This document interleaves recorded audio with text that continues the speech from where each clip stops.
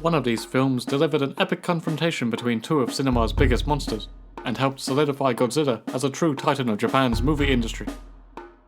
The other film stands as a long-anticipated rematch, replacing actors in suits, with all of modern movie-making's bombastic advancements in special effects. But, which is the best?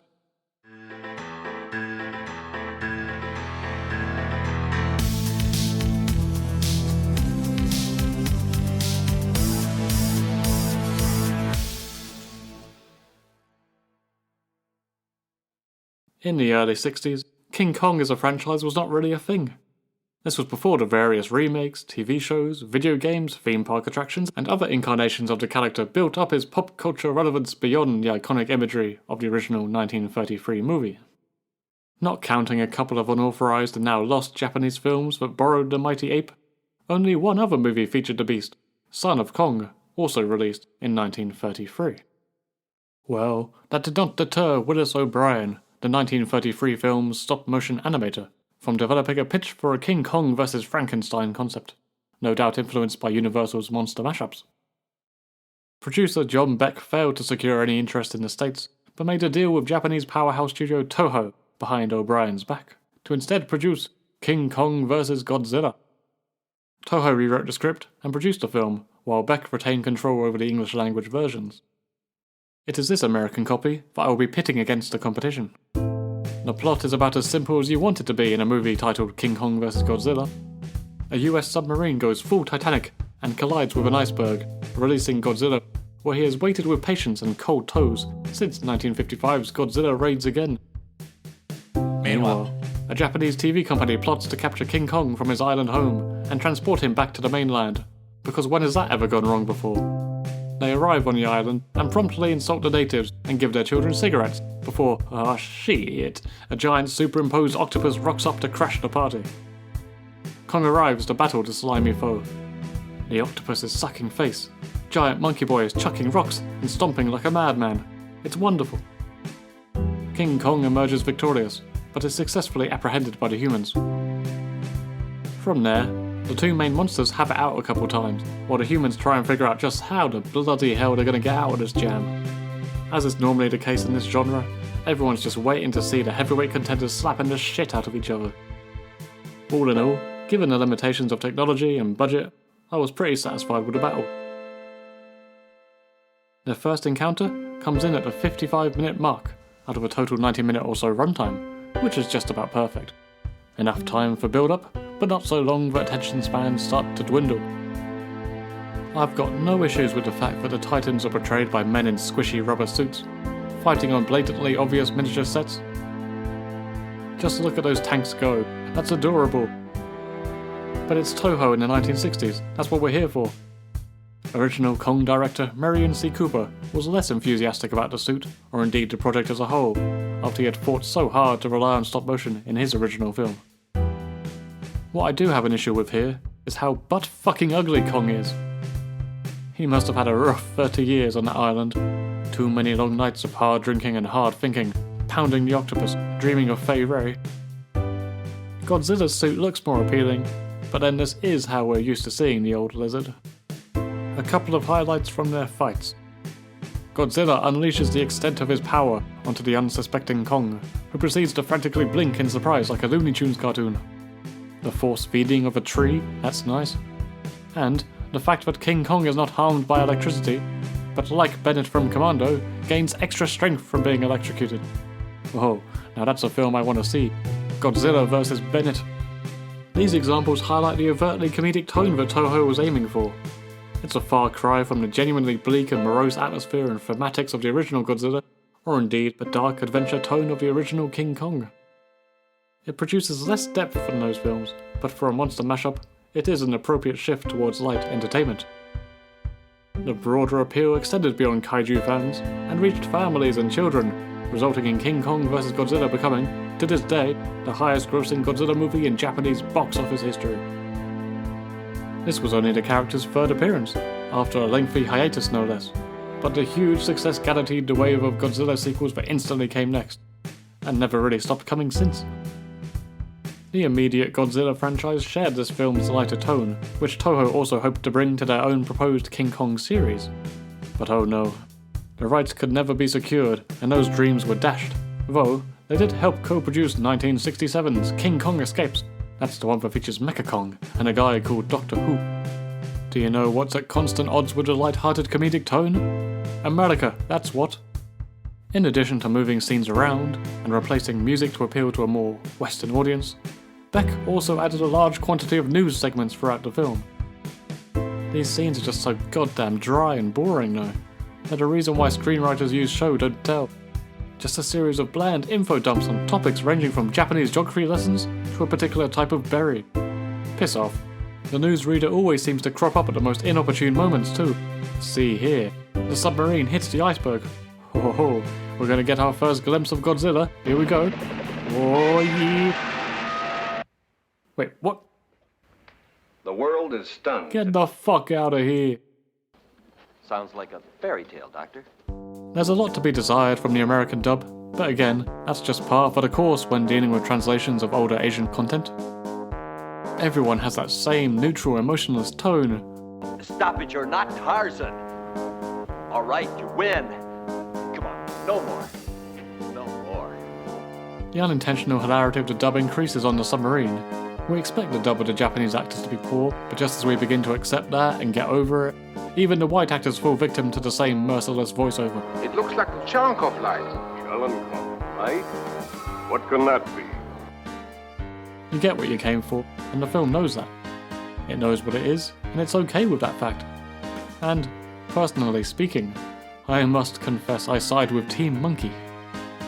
The climax, although left slightly ambiguous, leans towards a victory for the king. I didn't expect that. I fully expected a third party to show up, like Mothra or Bennett, or failing that, the victory would be handed to Godzilla, representing Japan. Then again, this film was the turning point. Before this, Godzilla was the villain. After this, he becomes a hero. Since the 90s breathed new life into the Godzilla franchise like an atomic breath mint to the face, there has been constant chatter of a reboot, a rematch that takes full advantage of CGI. Nothing ever came to pass. Until now. Screenwriting gurus will warn you not to begin a script with your main character waking up in the morning. The one exception to this rule, I'm sure they'll all agree, is when your hero is a big old monkey boy, with trees to be climbed and asses to be scratched. King Kong is essentially the hero and emotional core of the film, as opposed to the scary-looking lizard, or any of the human characters. For his own protection, mankind has Kong locked up in a containment unit. They figure if Godzilla gets whiff of his hairy backside, carnage will befall the earth. I hear what you're thinking. In this current monsterverse, isn't Godzilla seen as a hero himself? Maybe not. I mean, he's still a good guy, that's obvious, but the film tries to tell you otherwise. Godzilla's got a bone to pick with one Apex lab in particular. I wonder why. The media paint him as a villain once more, and the humans whip up an idea. What if we send King Kong deep down inside the planet, via Willy Wonka's gravitational portal, so the monkey can uncover some super radiation or some bullshit to help defend us against Titans? The most common criticism aimed at this series ad nauseum is its tendency to focus on the human characters, whilst sidelining the titular monsters. That was certainly an issue in Godzilla 2014. They slightly improved with Godzilla King of the Monsters, but now, I'm happy to say, with this film, the balance between the monsters and the humans is at a tolerable level. This is largely thanks to Kong receiving the movie's central character arc, with one group of humans tagging along to help him accomplish his goal and have it translatable to the audience. There is a second set of humans, consisting of Millie Bobby Brown, Brian Tyree Henry, and Ricky Baker. I like this plot thread a little less, but it still provides an entertaining mystery and gives Godzilla a voice and a defense. Enough about the little guys, let's bring out the big guns. Godzilla vs. Kong holds a longer runtime than its 1960s counterpart, so I was dreading a waiting game situation, not expecting a showdown until halfway through at best. But no, their first encounter actually takes less time than in the original film, starting at the 40-minute mark. And what a fight it is. Godzilla gets a legitimately terrifying intro. King Kong, despite being a lot bigger since we last met him, is still playing the underdog role against this behemoth. The naval bombardments, underwater boxing, Monkey John McClane. Bam! This is everything I hoped a modern Godzilla vs. Kong could be.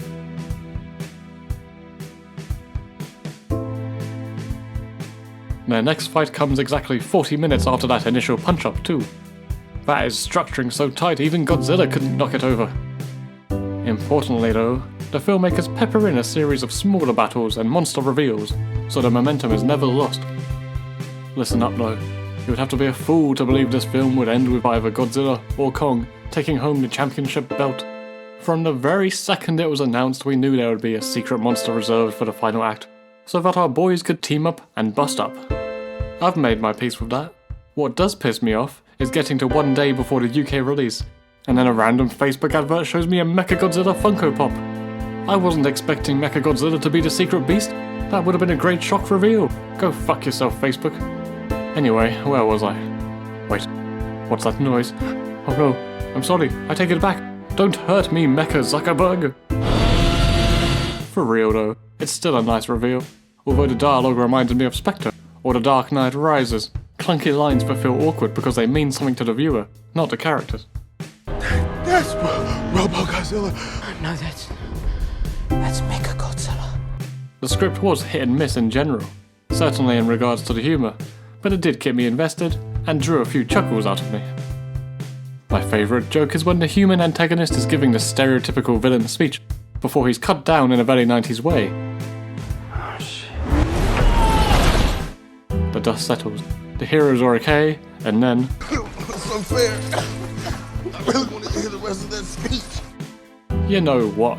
I actually really enjoyed it. This pandemic and all its theatrical delays, I've really missed checking out the latest blockbuster. I only wish I could have seen it in the cinema, with the huge screen, the booming audio, and a cheering crowd. I would say fuck you, COVID-19, but I don't want to face the wrath of Mecha COVID. So then, on to my verdicts. Best ensemble. The remake earns my first vote. Perhaps the original cast of characters suffered from the dubs and rewrites, but there was very little to engage with, on a personal level or otherwise. In the new film, the cast don't overshadow the main attractions and bring enough of their own unique elements to the table. Bernie's got his conspiracy hat on. Madison wants to clear Godzilla's name. Eileen wants to protect Kong. Josh is the full-on comedic relief. Gia is deaf but shares a bond with Kong. Maya is a fucking bitch. And Lance Reddick's enormous acting talent is completely wasted. Best monsters. Another easy win for the remake in my opinion. Kong is just an eyesore in the original, and Godzilla's got a one-track mind. In the remake, Godzilla is a genuine threat, but his destruction also has specific motivations beyond mindless stomp stomp, blast blast. Kong has real heart. His longing for home and his failure to remain top of the food chain brings more character to a giant CGI ape than you might expect. Oh la la, oh well. King in the castle, king in the castle.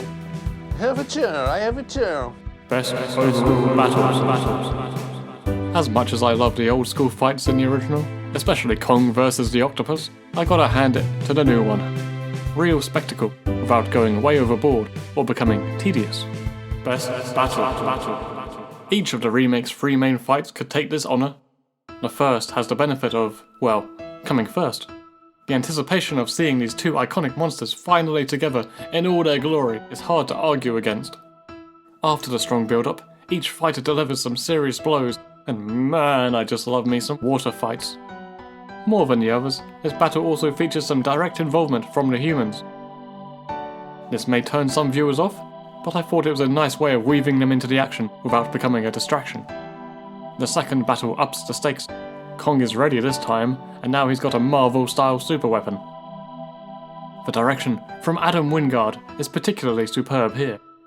It's at night time in a dense, crumbling city environment, but it never loses focus and never treads over into the land of disorientation. The vibrant neon light edges it towards greatness even more. At the risk of sounding like a 5-year-old, I like the pretty colours. The third and final battle of course raises the stakes yet again, with a wonderful 2-on-1 versus Mechagodzilla, which alone makes it a worthy contender for best battle. But ultimately, I gotta go with that first encounter on the ships. Best kill. Yeah, fuck you, Maya. Of course it's the Remake's grand finale. It's been a long while since I've seen an honest Godzilla out-of-your-seat air-fisting moment. Godzilla supercharges Kong's battle axe, and damn does that monkey go bananas on that robot arse. His Pacific Rim will never recover from that, folks. Best film. I mean, yeah, it goes without saying. Let me know your opinions below. Are you Team Lizard or Team Monkey? Team Original or Team Remake? Farewell for now.